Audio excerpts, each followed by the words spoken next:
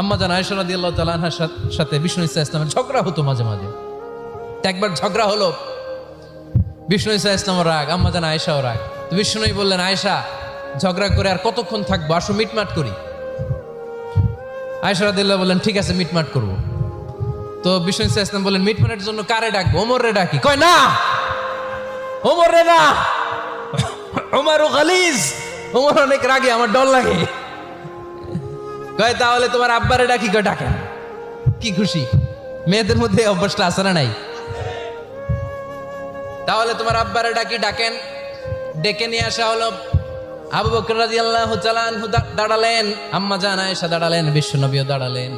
বিশ্বনবী বললেন, আয়েশা তোমার আব্বা আসছে, এবার ঘটনা খুলে বলার পালা, তুমি বলবা নাকি আমি বলবো? আম্মা জান আয়েশা বললেন, আপনি বলেন, তবে ওয়ালা তাকুল ইল্লা হাক্কান, যেটা ঘটছে ওইটাই বললেন, মিথ্যা কথা কইেন না।